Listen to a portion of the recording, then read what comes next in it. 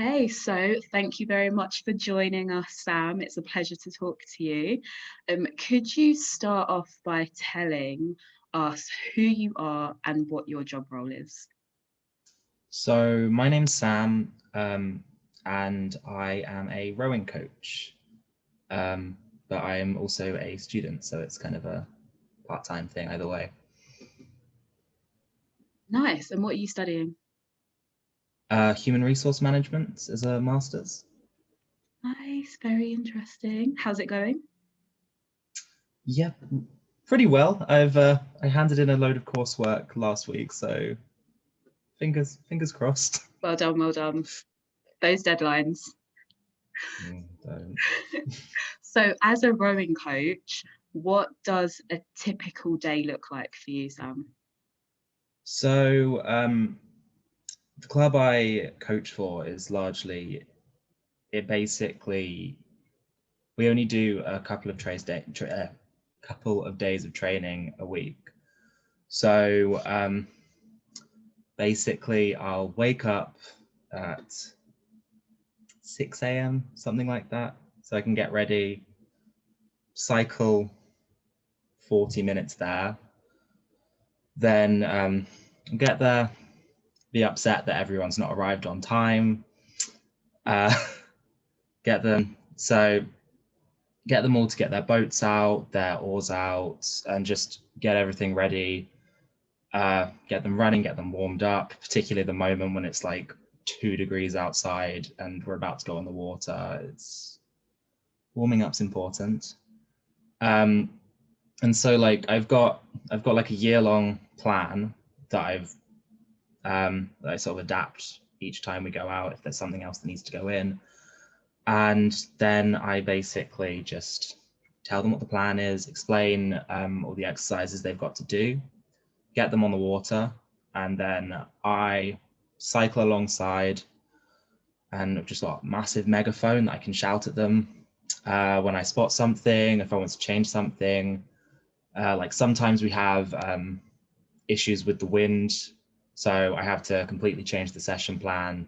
I mean, there was one time where I ended up getting stuck out on the water for an hour and having to be rescued because of it.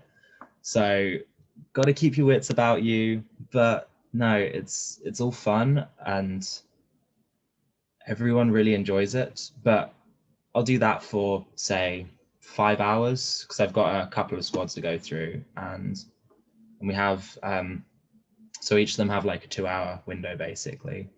We have a debrief afterwards, go through, see what people thought about it, see if anybody had any concerns, didn't understand something, and then I try and make adaptations later on. And the aim is to get people, mostly the aim for my groups is to get people to learn how to row a bit better or just to enjoy it, and because they do it for fun, or they do it to get into a higher level squad, something like that. Nice, very cool. And it's good to hear that you got unstuck. Yes, just about. Sam, does anybody that you work with or work for know about your HIV status? Yes, off the top of my head, I couldn't tell you how many of them, but I think most, if not all, do. Um, so where I work's a little bit weird because rowing clubs don't have the same standard sort of hierarchy that, uh, say, an office would do. It's literally me as a rowing coach. Then there's the squad captains and the committee, basically. And so the club I work for, it's an inclusive club, and there's lots of socials that go on the side as well. So like I'm out for drinks with them, and we're chatting, and like lots of people there know other people that have HIV, um, or have had experience with it in the past. I mean, quite a few of them. Uh, Quite a few. Yeah, some of them sort of had to deal with the HIV crisis across a couple of decades, things like that, with new medication coming out, obviously. everything that happened in that. So everyone there's pretty, like, honestly, I'm fairly sure everybody there knows what U equals U is. So if you're undetectable, you can't transmit it, and about PrEP and things like that. So it's a really nice environment, and there's no discrimination or anything because of it. And it's just, so like, I think it was last year, we did a bunch of fundraising for Terence Higgins Trust. And we were all wandering around Soho in our unisuits, just with buckets for World AIDS Day and things like that. So like, it's actually a really nice environment for that. That's amazing. Is it because of the environment that you chose to tell your colleagues about your status? Yes, yeah. So it's like, I'm fairly open with it anyway. Like, I've mentioned about it on a lot of social media. I've spoken to people about it before. I did a talk, well, kind of done a talk on it before. And it's just like, I feel like if I was in an environment where, say, I worked in a bank, let's go with that. If I worked in a bank or something, and it's just there wasn't any need to tell anyone, because I mean, like, I can schedule my appointments outside of work. That's not a problem. Like, I might tell a couple of my colleagues if it came up at drinks or something, but I don't think I'd go out of my way to tell them. That makes complete sense. And how was so you mentioned that, a lot of your colleagues already knew about HIV, had their own experiences about HIV. So I can probably guess the answer to my question, but how were the reactions from your colleagues when you told them? I've got to remember it. So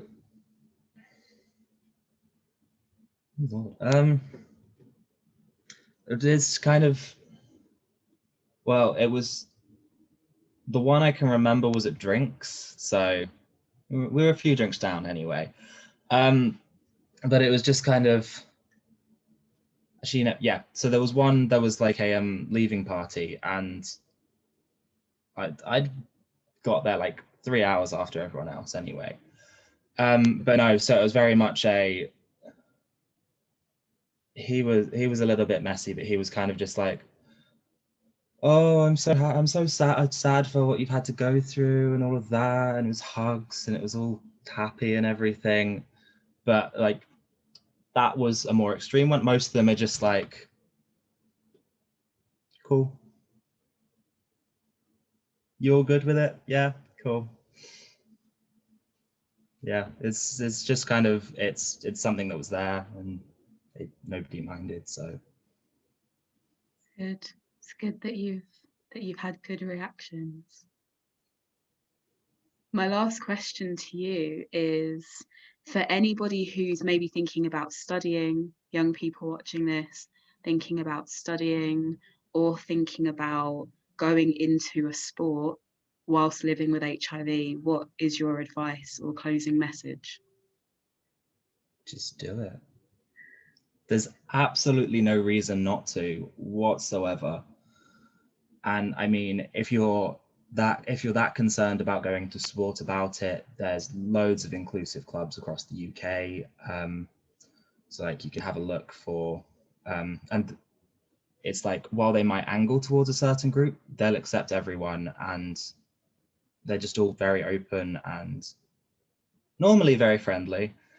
But it's, everybody I've ever spoken to that's had a problem with me having HIV has then come back to me in, say, a week or two and been like, actually, I've just looked at this and I didn't know any of this. Can you just explain it to me? And then they're absolutely fine afterwards. And it's purely ignorance. But yeah, no, just go for it. There's no reason it should stop you. Well, it definitely doesn't seem like it's stopping you. So thank you very much, Sam, for sharing No with worries. us and imparting your wisdom. Oh, wisdom. Yeah. Yep. Let's call it wisdom.